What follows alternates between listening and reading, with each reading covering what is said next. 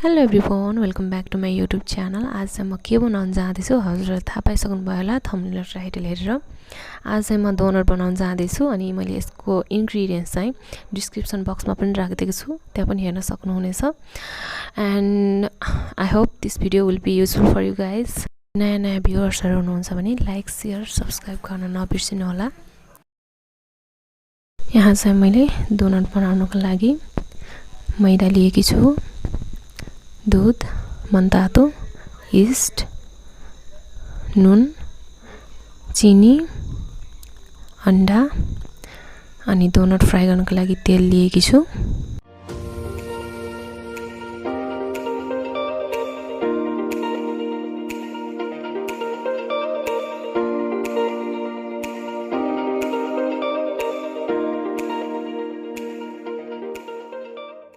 अब चाहिँ डोनटको लागि डो रेडी गरौँ। फर्स्टमा चाहिँ हामी यीस्ट फर्मेन्ट हुनको लागि राखिदिन्छौँ। यहाँ मनतातो दूध लिएँ मैले र त्यसमा हामी अघि लिएको चिनी आधा राखिदिन्छौँ, आधा अहिले पछि युज गर्छौँ। अनि त्यसमा यीस्ट पनि राखिदिन्छौँ र हामी यसलाई 5 या 10 मिनटसम्म फर्मेन्ट हुनको लागि राखिदिन्छौँ।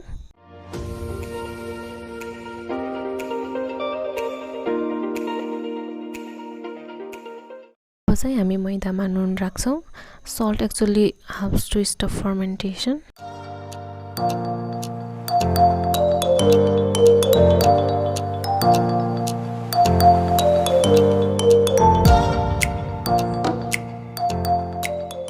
बाँकी रहेको चिनी पनि यसमा राखिदिउँ र यसमा अन्डालाई पनि राखिदिउँ। हामी चाहिँ यहाँ आधा मात्र अन्डा युज गर्छौँ।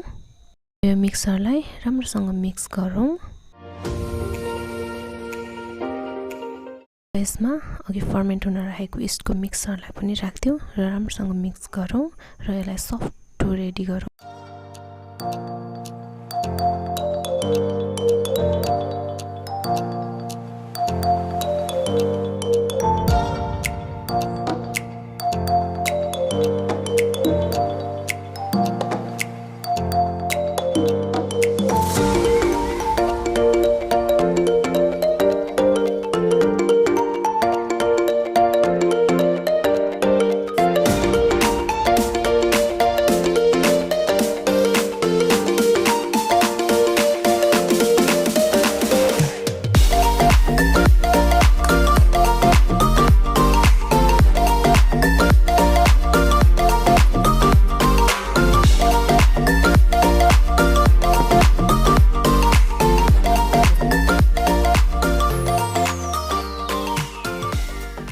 अब चाहिँ हामी यो डोमा थोरै थोरै गर्दै तेल राख्दै स्ट्रेच गर्छौँ।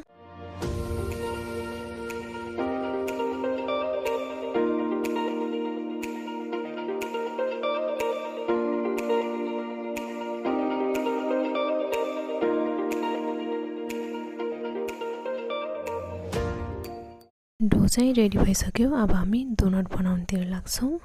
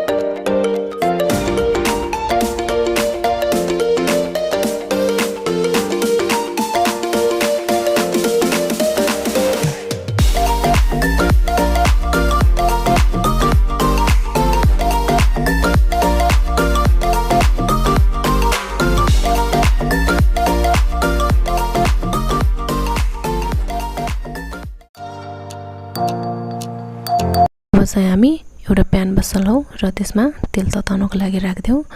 त्यसपछि हामी डोनट फ्राई गर्छौं। डोनट चाहिँ लो फ्लेममा फ्राई गर्नु होला। तेल तातिसक्यो, अब चाहिँ हामी डोनट फ्राई गरौँ।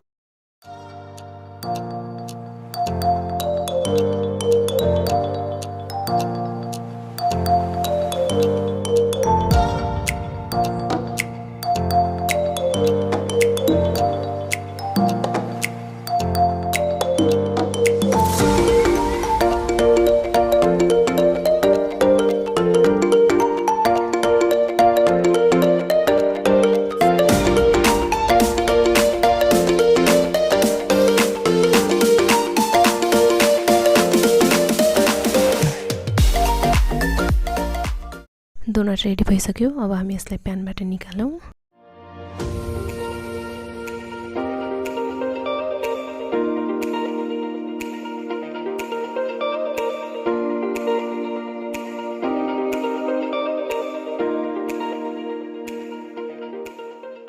अब बाँकी रहेको डोनट पनि यसै गरी फ्राई गरौँ।